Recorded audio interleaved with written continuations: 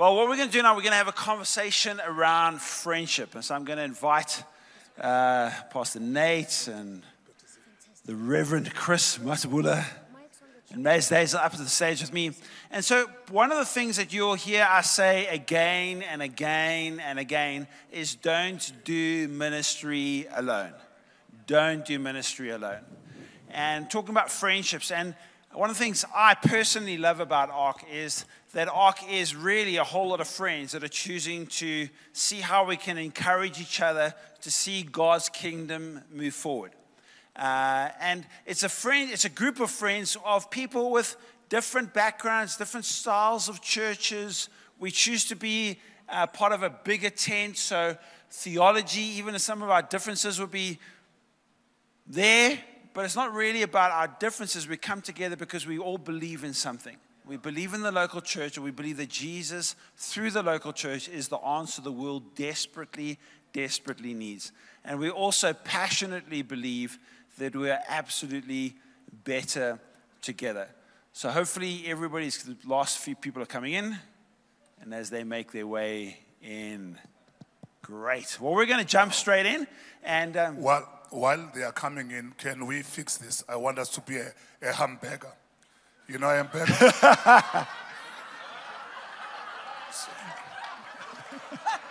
A hamburger, there we go. Got the salad, got the meat and the two white buns. There we go, now we are a good burger. Oh, brilliant. Good. Well, we're going to actually start off by asking Nate Piccini. Nate, to you, why is friendship so important in ministry? Yeah, I was thinking about this moment in South Africa with a group of pastors from many countries. And years ago, I got just a random invitation by a random person to come to a random country for some dude from America called South Africa. I didn't actually know where South Africa was. I knew it was somewhere south in Africa. And that's about all I knew. And we flew on the longest flight of my life. I remember crying on the airplane when I was flying here. There were 6 hours left on the flight. I was like, what in the world? Where is this place? Does it even exist? And ended up landing here, and I was jet lagging, and this random guy named Sean Phillips asked me to go on a random run with a guy named Paul Van Coller, who I found out is crazy.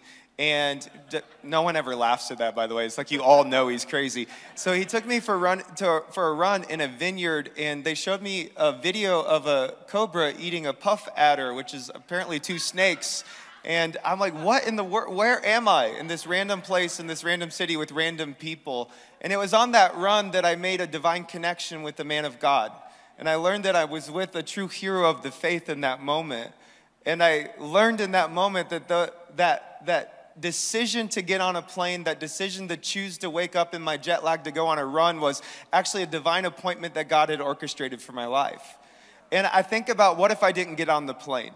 And what if I didn't wake up for the run? And what if I didn't have that conversation with Paul Van Coller? Years later, I get to be in relationship and friendship with this movement of God that I truly believe is a movement on the face of the earth that will change and transform generations. And that's what we're a part of.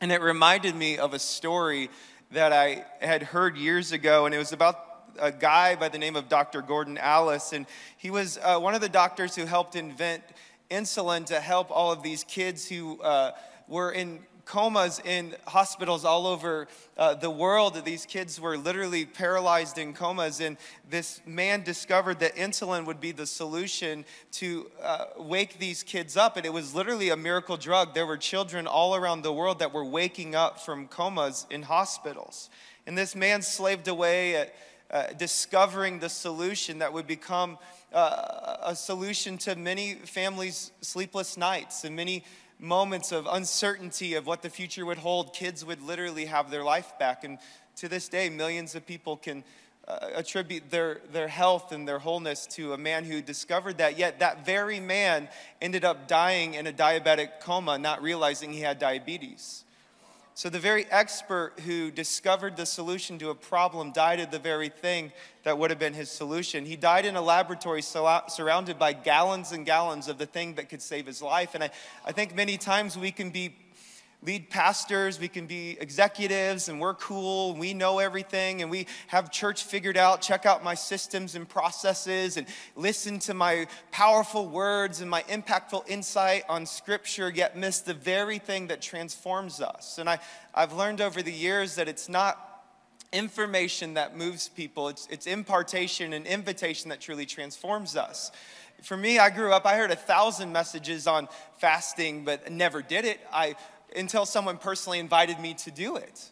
I never was unlocked into my purpose until someone invited my purpose out of me. And I think about relationships, friendships, and true connections. And you can show up at a conference and miss the very thing that can transform you, which is maybe not a message on a platform, but a conversation in a lobby. An invitation to be a part of someone's story. And I think about my own life and my own journey. Where would I be at if I didn't have Paul Van Coller, Chris Matabula, Mads in my life, people like Sean and Tanya Phillips who are there for me, that are people who round me out, make me better, humble me, keep me accountable. Pastor Lane Schranz, he's a mentor of mine. He's a person who will actually challenge me and encourage me to help me grow and improve my life. And I've just decided this is my 31st ARC conference. Getting to be a part. It's the best ARC conference so far. Best one I've ever been to. But I've decided I'm not going to show up at a conference and hear some inspiration and miss the very transformation of relationships that God's given to us in this room. And so I want to encourage you. They said be practical. Here's the practical thing. If you leave here and you did not get someone's information, you missed the very purpose of ARC. It is the relationships that truly transform us. Yeah, brilliant. And that's why it's called ARC, the Association of Related Churches. It's all about relationships. We're absolutely convinced that God's kingdom moves forward through relationships. We're absolutely convinced about that. And Dion and I were talking during the lunch break, and just saying, for me, I'm grateful for my incredible wife. I'm incredibly grateful for her. She's amazing. I'm grateful for my two sons, Seth and Nathan. Incredibly grateful for them. But I'm also incredibly grateful for my friends. Incredibly. It overwhelms me because I've got such amazing, amazing friends in my life. And that wasn't always the case for me. I grew up as a teenager really struggling with friends. But somehow, by God's grace, the older I've got, the better friends I have. I just got better and better friends. And I'm so grateful. I've got so many amazing friends. I'm friend rich. I'm friend rich. And I would hate to do ministry without my friends. I would hate to do life without my friends. Just like I'd hate to do life without my wife, without my sons. I'm friend rich. And it's our deepest desire that all of us would experience that. Because that is God's plan.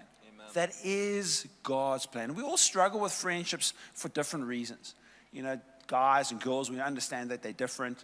The way we make up, the way we process, even though our needs are different. But Mads, for you, one of the reasons, obviously, being a lady that's involved in full-time ministry, how do women succeed in friendship, while they're also fulfilling leadership roles? I think we need to stop living lives where we're calculating our authenticity. I think we're very good at putting makeup on. Often we fear things like I'm too much or I'm not enough. And so we live these kind of pretense lives. There have been times where I've hit burnout or I'm feeling depressed, but the counselor can't feel that. So what do I do with those spaces? Because then does it, the story my mind can tell myself is that's going to diminish my authority in a space that I'm gifted in. And so if I'm struggling, then I need to hide what I'm struggling with. And often what ends up happening when we live these kind of protective lives, when we put on, defense mechanisms or what Scripture calls strongholds, somebody else will come up against that defense mechanism and experience that as a rejection. Sure. And this is what often can keep us divided. And then I'm going, why does no one want to connect with me? But it's because they're up against my wall, where I've got to pretend to put it all together. And I think the most important thing is that we need to find those safe spaces where we can be authentically real. And, you know, when I moved up to Joburg, I moved from community to no community, but still charging in ministry, and suddenly realized I'm not in a local church where I'm working from a staff, I'm working solo. And who were praying for me? Who were my network? And I had to be intentional about actually saying, hey, it's lonely in ministry and I'm struggling. Can you pray for me? And I actually created a group. And, you know, sometimes we've got to be brave enough to expose those spaces and invite people in and just be real. We don't have to live behind masks. We don't have to calculate our authenticity. We are better together. We have to be vulnerable. But that vulnerability isn't always easy. I think sometimes because we're leaders, you know, and so sometimes I think our strength can be intimidating to someone else. And I love what you're saying, because sometimes when we're in a space and maybe we've accomplished or we come across as being strong, sometimes maybe the way we might even enter into a room can actually bring out the worst in somebody else. How do we navigate that, and how do we even identify that in ourselves? Again, I think the more you are totally transparent and understand the dynamic of potentially somebody else's fears and insecurities, because everyone's living behind some kind of a defense mechanism. And if you just intentionally break down walls, if you intentionally step into spaces, how are you doing? How are you really doing? I love what Turin said in the sense of having a pastor that was phoning him up every 3 days. I imagine the first couple of times he phoned you, you probably said, yeah, we're good. What can I pray for? No, everything's great. 6th phone call later, this person really does care about me. Then the stuff starts to come out, am I right? And that's what we need to start being like, how do I intentionally speak into this? Because often people are threatened by your strength. And then they assume, the story I tell myself about you is that you don't actually want to be my friend. You know, as the saying goes, I'm not what I think I am. I'm not what you think I am. I'm what I think you think I am. I think one of the big challenges that we have as leaders, especially spiritual leaders, is that we are by nature quite opinionated.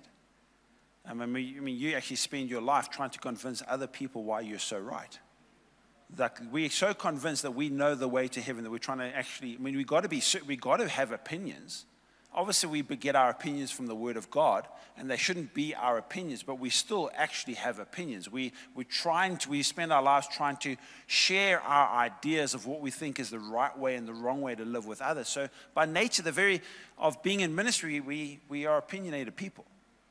But one of the dangers is because we start to interact with other people that might have differing opinions, we struggle, because we struggle with that. And I certainly, for a long part of my life, I struggled with actually having friendships with people that did church differently to me, that didn't see everything my way. And I found that my world became smaller. The stronger I held on to my way, or what I was convinced was the way, not just my way, the way, the smaller my world became. But then I had to come to a place, actually, I don't want to live in a small world. I want to live in a big world, which means I actually have to become friends with people that might think differently to me. And one of the best people I've seen do this is Chris. Chris, you seem to be just amazing. That you seem to be friends with everybody, like every different political persuasion. Like you're just friends with everybody. Can you just speak into that? Because you seem to get that well. Yeah, maybe probably it's the way I've been prepared by God. You know, my mother was a Zulu, my father was a Shangaan, and I can speak 10 South African languages. You know.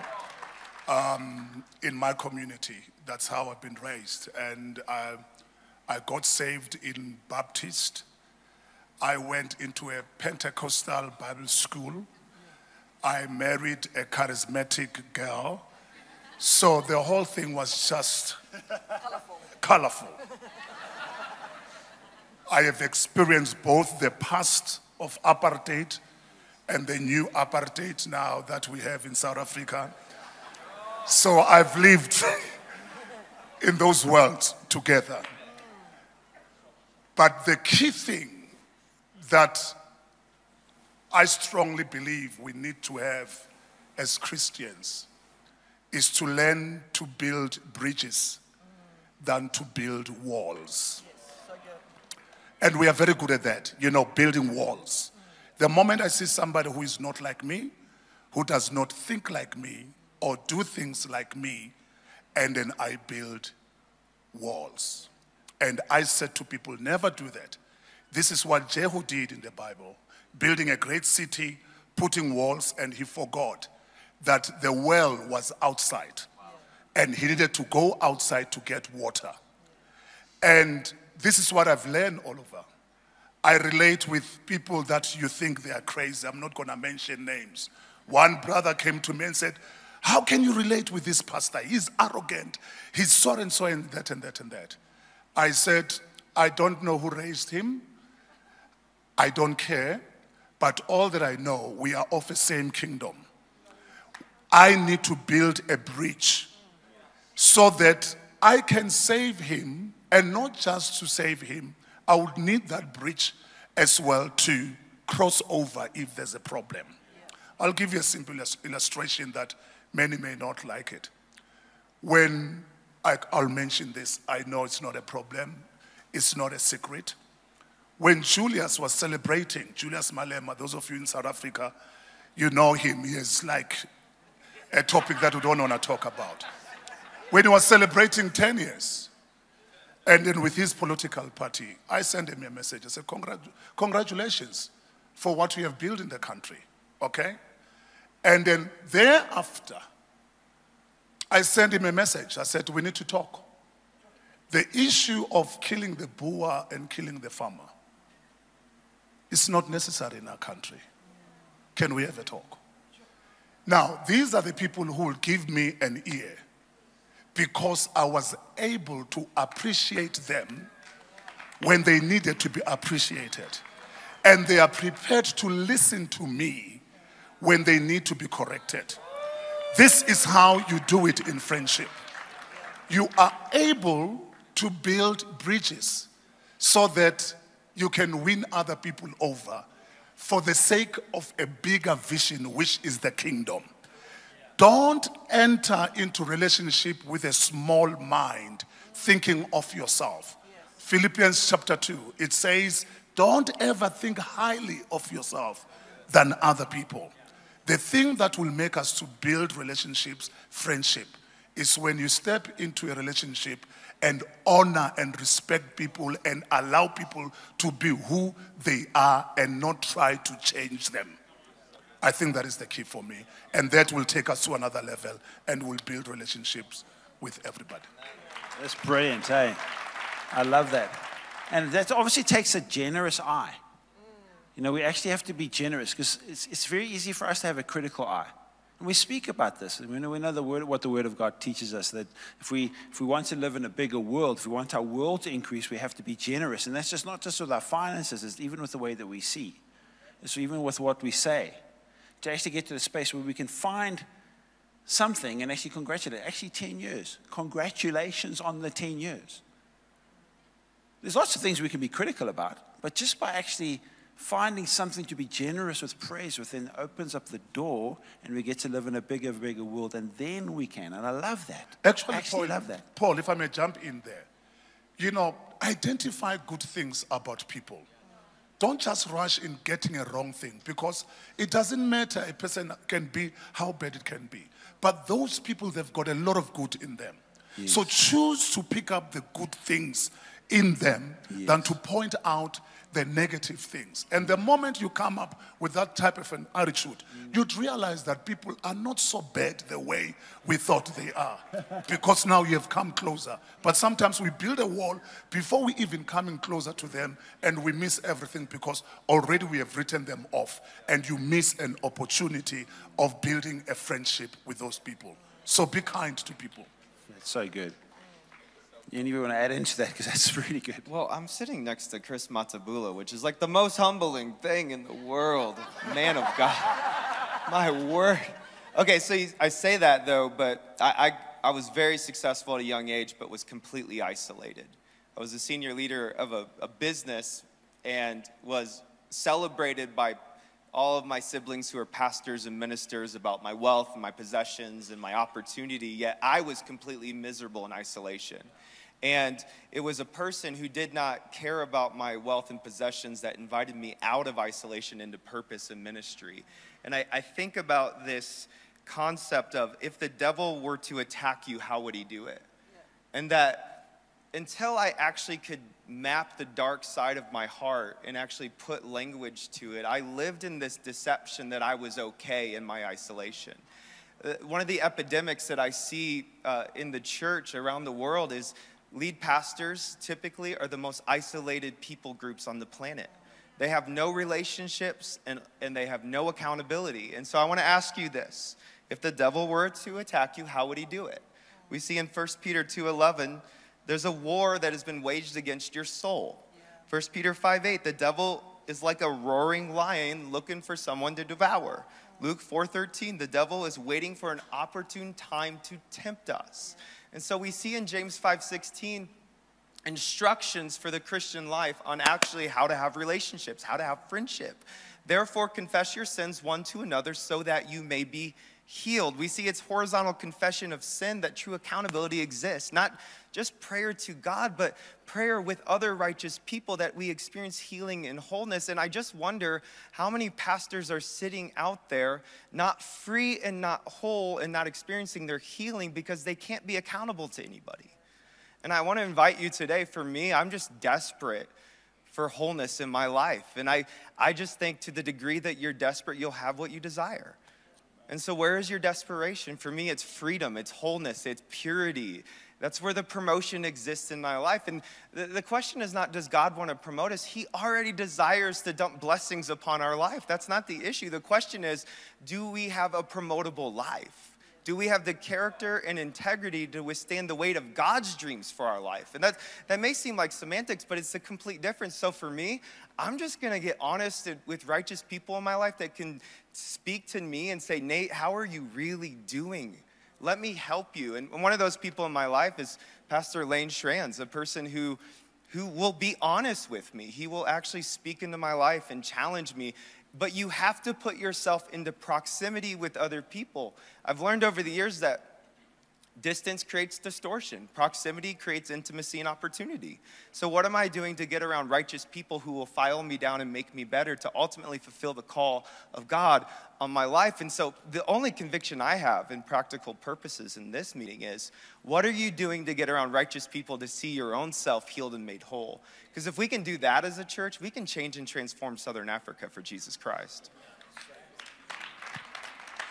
And if you remember back, I don't know if it was the 80s or the 90s, you used to get those little mirrors that you would stick on your side mirror of your car. They were called Omni mirrors. They would reveal your blind spots. And I remember someone once said to me, do you have Omni mirror friends? People that will reveal your blind spots, those spaces that you can't see, because it's very easy when you're in your lane to not see those kind of spaces. And I think often we have spaces in our lives that we hide, and we have spaces in our lives that we're blind over. And if you're not inviting people to speak into those spaces and inviting people so that you're revealing those spaces to you, then you will never grow. And in counseling, we teach about the kind of the hidden self and the congruent self. And the more what's inside matches what's outside, the healthier you are. But you've got to be intentional with those spaces. And at the same time, one of the phrases I teach parents when it comes to helping children process emotions is you connect before you redirect. And we have to find spaces where we can connect, where we say, hey, like what you feel matters to me, what's going on in your world matters to me because you matter to me. And once we connect and it becomes a safe space, like, hey, congratulations, well done.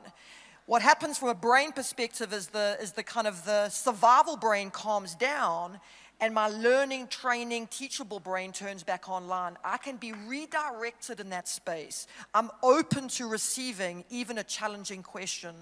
So it's the importance of invitation, of opening up, and making sure you're connecting because that person matters before you start to redirect. Grace without truth is meaningless, but truth without grace is mean. We've got to find a space to do both.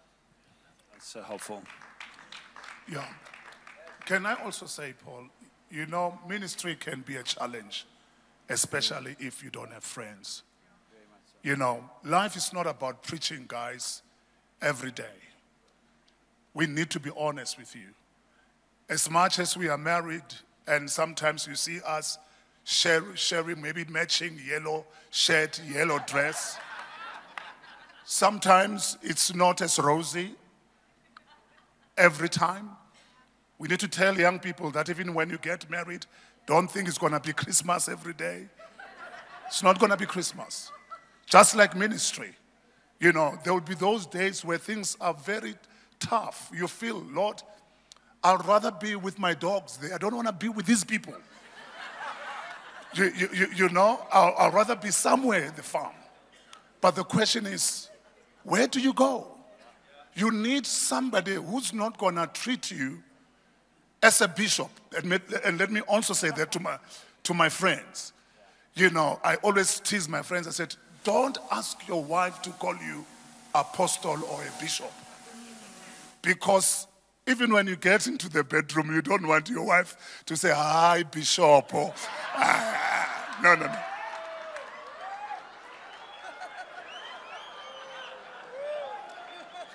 Guys, that stuff does not work.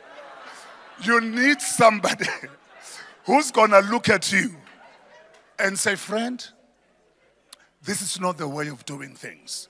Because sometimes we put this title to a point that people can't even reach out to us because we have built ourselves so big and we have become so big and nobody can approach us. Make it simple, guys. Find people that you can relate with, where you can be vulnerable. I see we don't have much time. Let me also add this.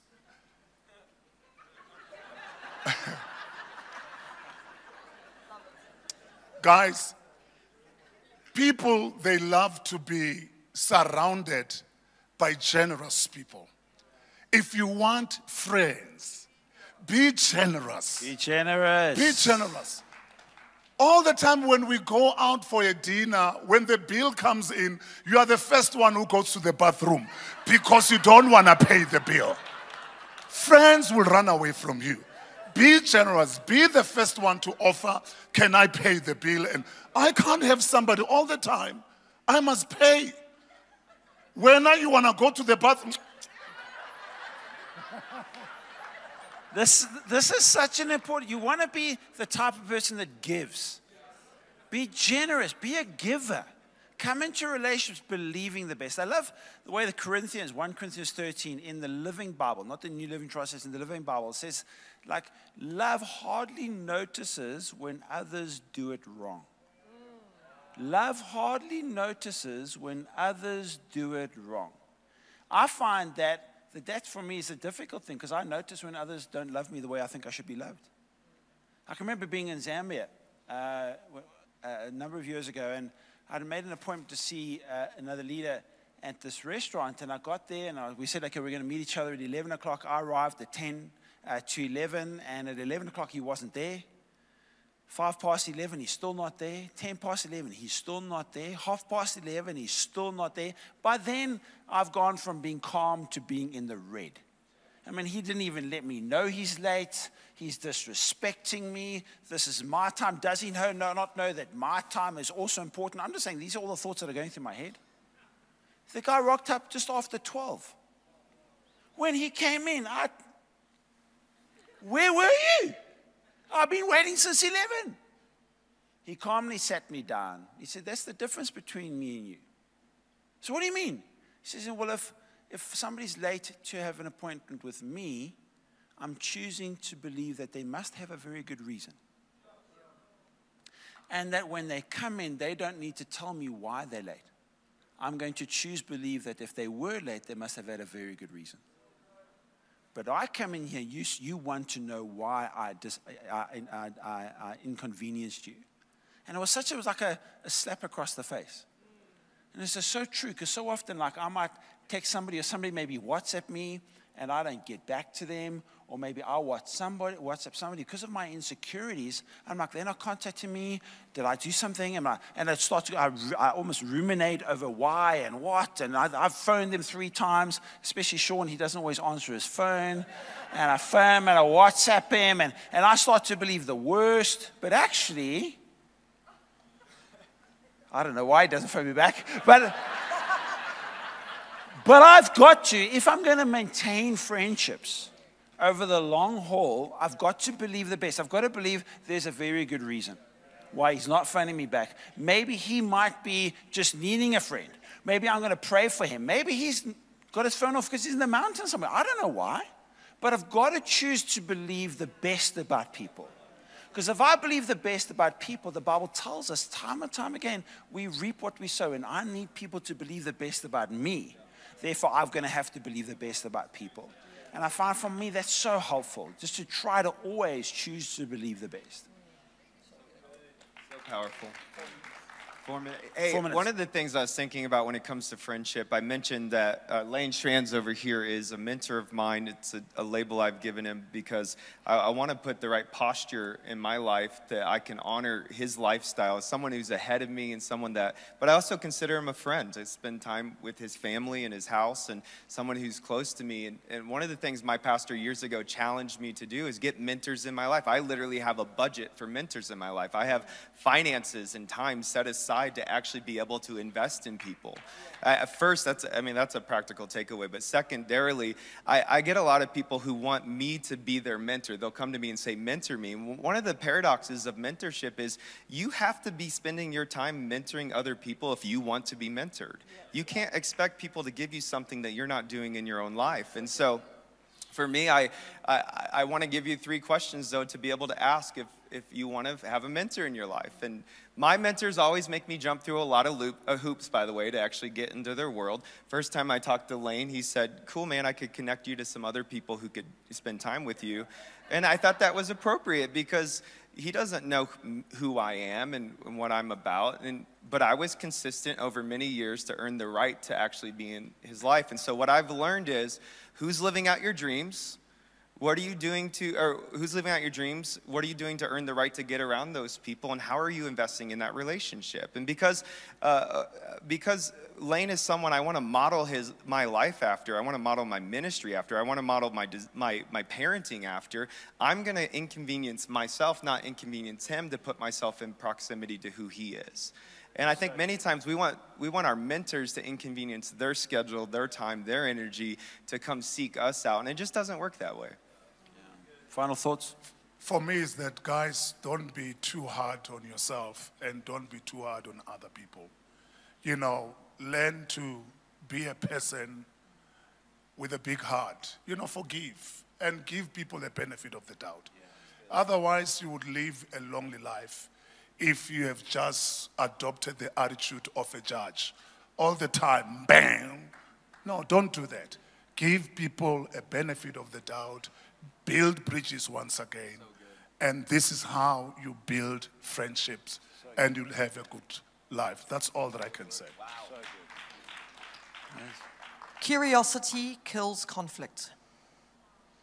Sometimes we need to have a help me understand conversation because that gives me a better context, a healthier context, a more accurate context so that my conclusion is right. Just like what Paul was talking about, the story he was telling himself when the guy was late was he doesn't respect me. Versus a help me understand conversation, curiosity will kill conflict and create spaces for accuracy. That's so good. Has it been helpful? Let's not do ministry alone. We reap what we sow. Give other people the benefit of the doubt because we desperately need it. And like what Nate said, pursue friendship. We all want to be mentored, but are we mentoring others? We reap what we sow. Let's start sowing seeds so we can reap the right harvest. So helpful.